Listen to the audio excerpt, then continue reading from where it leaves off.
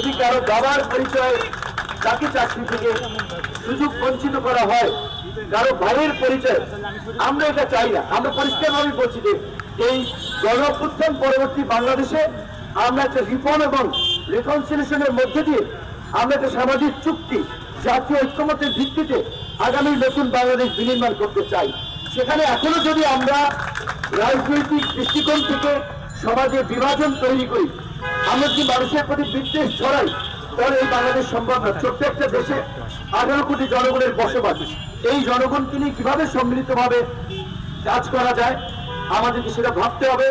এবং ব্যক্তিগতভাবে আমি আসলে আশ্চর্যান্বিত হচ্ছি, আপনারা আমাকে ডেকেছেন, আমার অফিসে গিয়েছেন, আরো অনেকে ফোনে যোগাযোগ করেছে। ভাই দেখেন, এখন তো এই সরকারের অন্তত আমাদের ইয়ং জেনারেশনের প্রতিনিধি আছে, ছাত্র প্রতিনিধি আছে।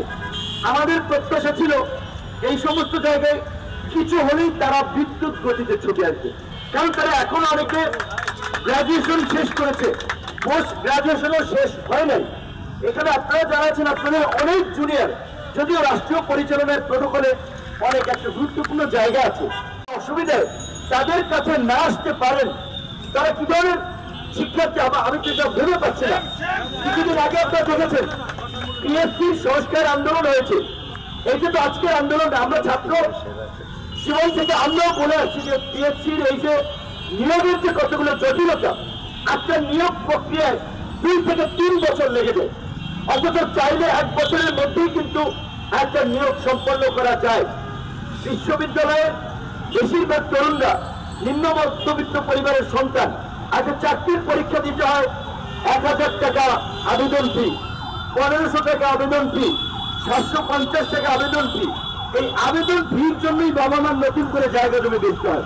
তো আমরা বলেছিলাম যে এটা আন্তর্জাতিক নিয়ম যে চাকরিদাতা বা নিয়োগকারী প্রতিষ্ঠানগুলোর উচিত যে এই চাকরি প্রার্থীদের খরচটা বিয়ার করা। উন্নত বিশ্বে যেখানে বেকারদেরকে ভাতা দেওয়া হয় কিংবা সপ্তাহে একটা অল্প সময়ে কাজ করে তাদের একটা ভাতা দেওয়া হয়, সেখানে আমাদের দেশে যারা চাকরিতে ঢুকে নাই, যাতে ভালো পোশাক কিনতে পারে না, নিম্ন মধ্যবিত্ত পরিবারের অনেক সন্তান চাকরির পরীক্ষার ফি দিতে দিতেই তাদের অবস্থা করুন। এই ব্যবস্থাগুলোর আমরা সেই 2018 সালের সংস্কার আন্দোলনের থেকেই যখন শিক্ষার্থীদের সাথে সম্পৃক্ততা, তারা যখন এগুলো নিয়ে কথা বলে আমরা একটা দাবি জানিয়ে আসছি। সরকারি চাকরিতে এখন প্রায় 4,73,000 পদ শূন্য।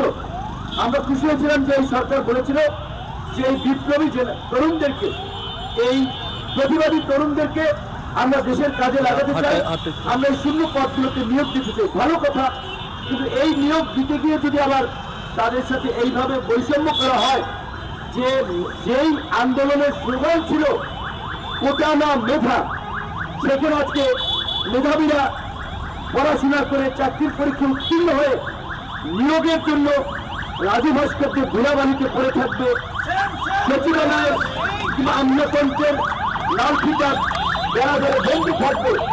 এইটা আমার অভিজ্ঞতা, এইটা এই গণ আন্দোলন, এই ছাত্র যুব তরুণদের আন্দোলনের সাথে প্রতারণা এবং বেইমানি আমরা এই সরকারের কাছ থেকে অন্তত এইটা প্রত্যাশা করি না। আমি আপনাদেরকে বলছি যে আপনারা আজকে এখান থেকে একটা আলটিমেটাম দেন, কারণ আপনারা সরাসরি চাকরি প্রার্থী। সেটা যদি বাস্তবায়ন না হয়, আপনাদের এইখানে যারা এসেছে, আপনাদের সাথে যারা একাত্মতা পোষণ করেছে, তাদের সহ প্রয়োজনে আমরা মন্ত্রণালয়ে গেও আপনারা করবেন, আমরা আপনাদের সাথে থাকবো। কিন্তু একটা বিষয় আমরা আপনাদেরকে পরিষ্কার করব, আপনারা দেখেছেন এই ঢাকা বিশ্ববিদ্যালয়ের প্রত্যেকটি রাজপথ আমাদের রক্তে রঞ্জিত হয়েছে। আমরা কোনো টেন্ডারবাজি দখলবাজি করতে সেই রক্তে ধরাই নাই, কারো মাথায় বাড়ি দেই নাই, কোনো হল দখল করতে যাই নাই, শুধুমাত্র শিক্ষার্থীদের অধিকার এবং সমাজ এবং রাষ্ট্রের প্রয়োজনে ন্যায়সঙ্গত কিছু কথা বলতে গিয়ে এই রাজু ভাস্কর্যে, এই টিএসসিতে, এই লাইব্রেরির সামনে আপনাদের মনে আছে 2018 সালের 30 জুন ফুটবলের মতো তারা কিন্তু মেরেছিল। তো তারপরে আমরা কিন্তু হাল ছাড়ি নাই, আপনাদের দাবি দেওয়া নিয়ে আমরা কথা বলেছি। আমাদের পরিষ্কার কথা যে এই ছাত্রলীগের দুর্বৃত্তরা আমাদের উপরে এইভাবে পৈশাচিক হামলা করেছে, নারী শিক্ষার্থীদেরকে লাঞ্ছিত করেছে, হলকে একটা ক্যান্টনমেন্ট বানিয়ে শিক্ষার্থীদের একটা দাস বানিয়ে রেখেছিল। প্রোগ্রাম করলে সিট, প্রোগ্রাম না করলে হলে থাকা যায় না। সেই ছাত্র সংশ্লিষ্ট কেউ তাদের বিষয়ে কিন্তু আমাদের সমর্থন নাই, তাদের বিষয়ে আমাদের কোনো সহানুভূতি নাই। তো তারা যে অত্যাচার নির্যাতন করেছে, এখনো শরীরের প্রত্যেকটি অঙ্গ প্রত্যঙ্গে আঘাতের চিহ্ন রয়েছে।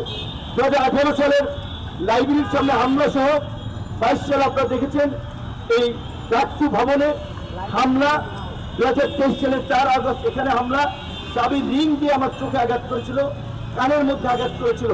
আমরা সেগুলো মামলা করি নাই, সেগুলোর মামলা প্রসেসিং।